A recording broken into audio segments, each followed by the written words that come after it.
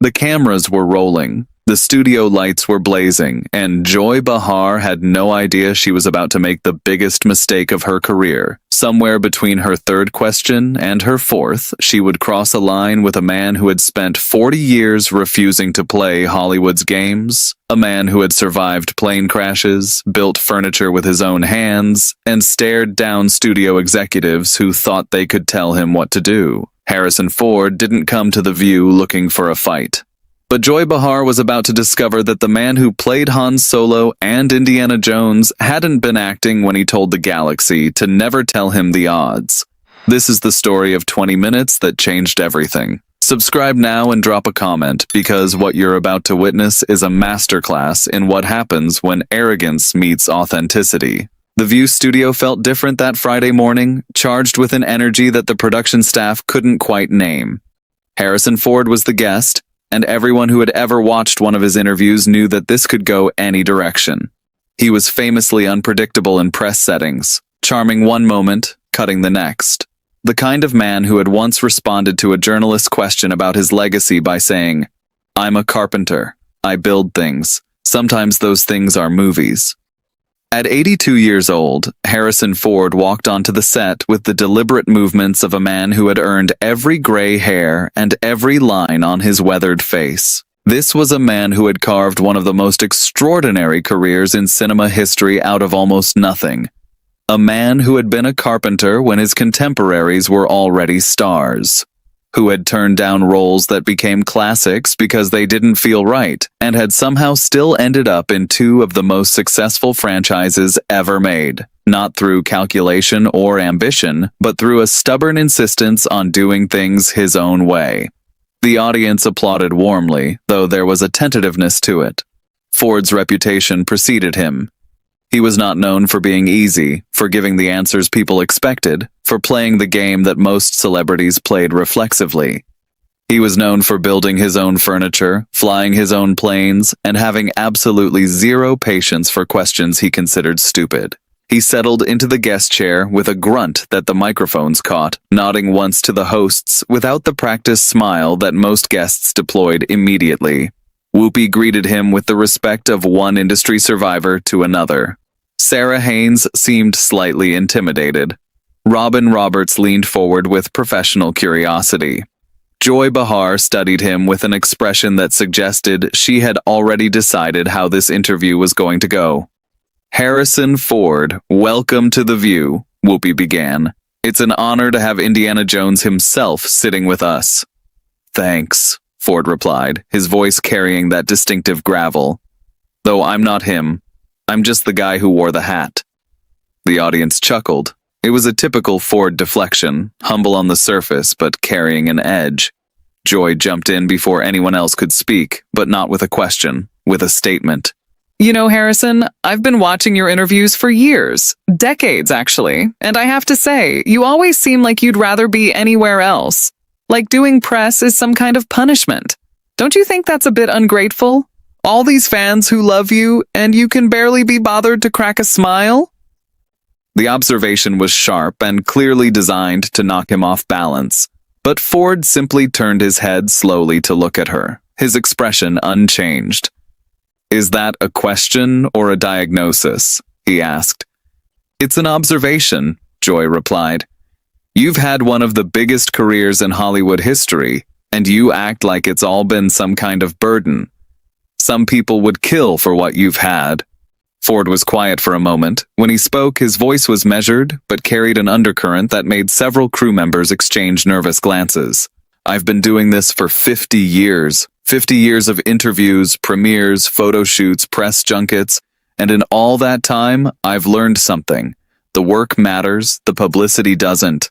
I show up and do the job because I'm a professional, but I'm not going to pretend that sitting in a chair answering the same questions I've answered 1,000 times before is my idea of a good time." "But that's part of the job," Joy pressed. "Connecting with fans, being accessible, showing some warmth." "Is it?" Ford's eyebrow raised slightly. "Or is that just what people have decided celebrities owe them? I made movies. People watched them or they didn't. That's the transaction. Everything else is noise." The bluntness seemed to catch Joy off guard, but she recovered quickly. Fine. Let's talk about the work then.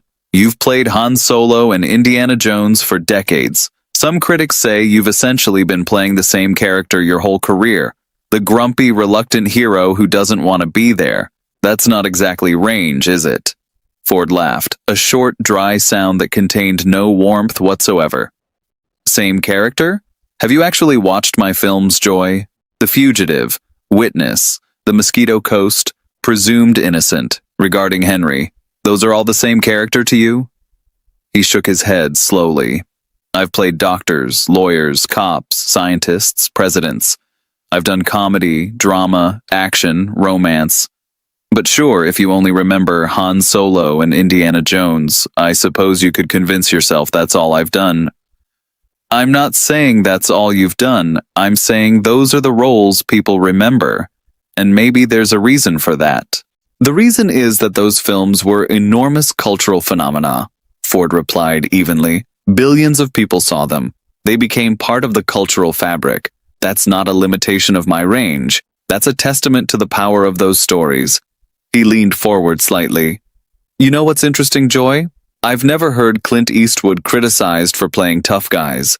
I've never heard John Wayne's legacy questioned because he made westerns. But somehow I'm supposed to apologize for being in two of the most successful franchises in film history? Joy's face had reddened slightly, but she pressed on. Let's talk about your personal life then. You're married to Callista Flockhart. There's a significant age gap there, over 20 years, and you adopted a son together. Some people have wondered whether relationships like that are really about love or about something else. The studio went very quiet. This was personal territory, and Ford's expression shifted to something colder. I'm going to give you one chance to clarify what you mean by something else, he said. His voice was quiet but carried a warning that was impossible to miss. Joy seemed to realize she had stepped into dangerous territory, but pride prevented her from backing down. I'm just saying that Hollywood has a history of older men with younger women, and sometimes the motivations aren't purely romantic. Power dynamics, career considerations, image management. Stop. Ford's single word cut through the air like a blade. I'm not going to sit here and listen to you suggest that my wife married me for my career. Callista was already successful when we met. She didn't need anything from me. We fell in love. We've been together for over 20 years. We've raised a son together. That's the reality. Your implications are insulting to her, not to me. He turned to address the camera directly. For the record, my wife is the best thing that ever happened to me. She's smart, she's funny, she's kind, and she puts up with me, which is no small thing. Anyone who wants to question her motives can come talk to me directly. He turned back to Joy. But you won't do that, will you? Because it's easier to make insinuations on television than to actually engage with real people about their real lives. Joy tried to regain control. I was just asking questions that people wonder about. No, you weren't, Ford said flatly. You were fishing for controversy, that's different, and I've been around long enough to know the difference. He crossed his arms, settling into his chair with the posture of a man who had no intention of leaving. Let me tell you something about my life, since you seem so curious. I started as a carpenter.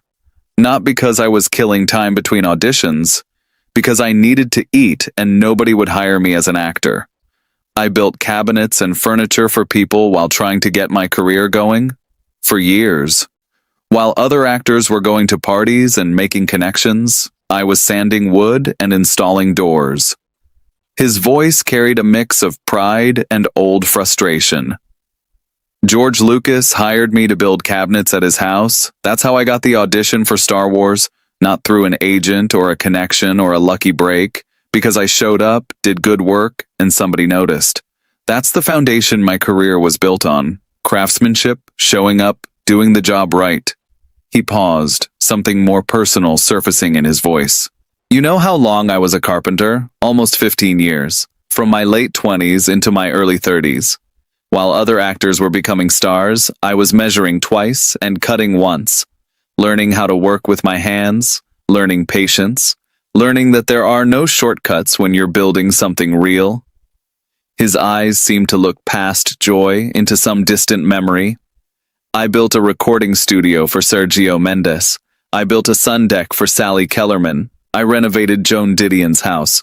Real work for real people who expected real quality. And that's the work ethic I brought to acting when I finally got the chance. You don't phone it in. You don't cut corners.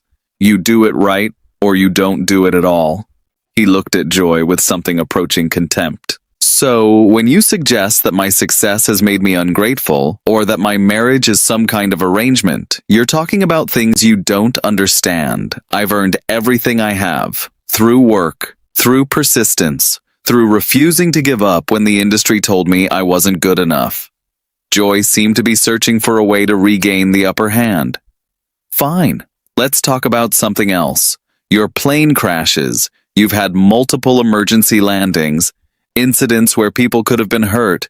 At your age, some people think it's irresponsible for you to still be flying, that you're putting others at risk for your hobby. Ford's expression shifted to something almost amused. My hobby? I'm a certified pilot. I've logged thousands of hours. I've been flying for over 30 years. I own multiple aircraft. I've done helicopter rescues in the Wyoming wilderness, pulling lost hikers off mountains. I've worked with the Civil Air Patrol. Flying isn't a hobby for me. It's a passion. It's a discipline. And yes, it's a risk. But so is driving a car. So is walking across a street in New York City. He leaned back slightly. The incidents you're referring to were equipment malfunctions, not pilot error. They were investigated thoroughly by the FAA, and I was cleared of any wrongdoing. In fact, in at least one case, my emergency procedures were cited as exemplary. I landed a plane on a golf course when the engine failed and walked away. Most people would have crashed. I didn't, because I know what I'm doing. He paused. But you knew that, didn't you? You just wanted to ask the question in a way that made me look reckless. That's what this whole interview has been. Taking things out of context, implying things that aren't true, hoping I'll get angry enough to give you a soundbite. He uncrossed his arms and leaned forward. I'm not going to give you that. I've been doing this too long. I've dealt with people like you my entire career. People who think they can rattle me, get under my skin, make me say something I'll regret. It doesn't work. His voice dropped to something almost gentle, which somehow made it more devastating. You know what I've learned in 82 years? The people who try hardest to tear others down are usually the ones who have built the least themselves. It's easier to criticize than to create. Easier to question someone else's life than to examine your own. He looked around the studio, then back at Joy. I've built things. Movies, yes, but also actual things. With my hands, furniture that people use every day, a ranch that I've worked for decades, a family that I love, a career that has lasted over half a century. What have you built, Joy, besides a reputation for making people uncomfortable? The question hung in the air. Joy's face was now fully red. I've had a successful career in television and comedy for decades, she said defensively. Have you? Ford's tone was almost curious. I don't know. I don't watch television much. I'm usually out flying or working on the ranch or spending time with my wife and son. You know, actual life things. The dismissal was brutal in its casualness. Joy stood up abruptly. I don't have to sit here and be insulted. Then don't, Ford replied, not moving. I was invited here to do an interview. You're the one who decided it was going to be an interrogation. I'm just responding to what you've given me. This is my show, Joy said, her voice rising. Actually, I believe it's Whoopi's show, Ford said, glancing at Whoopi, who was watching the exchange with barely concealed amazement. And Barbara Walters created it. But sure, it's your show. The correction was precise and delivered with the timing of someone who had spent decades working with the best screenwriters in the business. Joy stood frozen, clearly unsure whether to stay or go. Ford continued, his voice now carrying something that might have been genuine advice. You know, Joy, I'm not your enemy. I'm just a guy who made some movies. I came here today prepared to talk about work, about life, about whatever you wanted to discuss. But you came in with assumptions, with an agenda. You decided before I sat down that you were going to put me in my place." He shook his head slowly. "I'm 82 years old. I've been put in my place by experts, directors who didn't believe in me, studios who thought I was finished, critics who said I couldn't act, time itself. You're going to have to try harder than a few loaded questions and some tabloid insinuations." He smiled, and for the first time, it almost reached his eyes. "Sit down, Joy. Let's start over. Ask me about acting, about building things, about what I've learned in 50 years of doing this. I'm happy to have that conversation, but if you're just going to keep trying to provoke me, I'll just keep doing what I'm doing now, sitting here comfortable, watching you get frustrated." Joy remained standing, her hands shaking slightly. "I think we need a commercial break." "We don't need anything," Ford replied. "But if you need one, go ahead. I'll wait." Something in his absolute calm seemed to break Joy's composure completely. She turned and walked off the set without another word, leaving behind a studio that had gone completely silent. Ford watched her go, then turned to Whoopi with a shrug. "Was it something I said?" The audience, which had been holding its breath, burst into laughter. Whoopi was shaking her head, a smile playing at her lips. "Harrison, you are something else." "I'm a carpenter who got lucky," he said simply. "That's all I've ever been." Sarah leaned forward, seizing the opportunity. "Can we actually ask you about your career? About what you've learned?" Ford nodded. "That's what I came here to do." And for the remaining time, freed from Joy's hostile presence, Harrison Ford gave one of the most engaging interviews of his career. He talked about working with directors from Lucas to Spielberg to Villeneuve, about the discipline of craft, about finding love later in life, about what it meant to still be working, still flying, still building things at 82. He talked about the importance of environmental conservation, a cause he had championed for decades, about his 800-acre ranch in Wyoming, where he worked the land and escaped from Hollywood whenever he could, about why he still did his own stunts well into his 70s, not for ego, but because he believed audiences deserved authenticity. "The body breaks down," he admitted with a wry smile. "I've had injuries, but there's something about actually doing the thing, not just pretending to do it, that comes through on screen. The audience can feel the difference. They might not know what they're feeling, but they feel it." Sarah asked about his children, and his voice softened noticeably. 5 children from different marriages, ranging in age from their 20s to their 50s, each finding their own path. He spoke about the challenges of being a father while having the kind of career that took him away for months at a time, about mistakes he'd made and lessons he'd learned. "I wasn't always present when I should have been," he said quietly. "Work took priority when it shouldn't have. That's something I live with. But my children know I love them. And I've tried to do better as I've gotten older. Sometimes the best thing you can do is acknowledge your failures and keep trying." The audience left that day having witnessed something extraordinary. Not a fight exactly, though it had contained elements of one. Something more like a demonstration of how to handle hostility without becoming hostile, of how to refuse to play someone else's game without losing your composure, of how decades of experience and a lifetime of actually doing things gave a man the quiet authority to make loaded questions seem small. Joy Behar would return to the show after the break, but something had shifted. The other hosts treated Harrison Ford with visible respect for the remainder of his appearance, and viewers at home had seen something that would be discussed for years to come. The moment when Harrison Ford proved that you don't have to raise your voice to win an argument. You just have to be exactly who you are.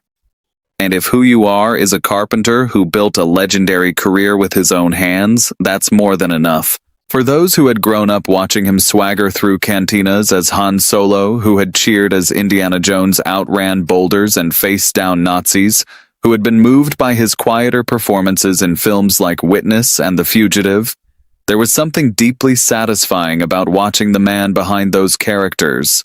He was exactly what they had always hoped he would be. Direct, honest, unimpressed by fame, including his own. A working man who happened to have become one of the biggest movie stars in history. What do you think about this incredible confrontation? Did Joy Behar get what she deserved, or was Harrison Ford too harsh? Drop your thoughts in the comments below, and make sure to subscribe for more stories that will absolutely leave you speechless.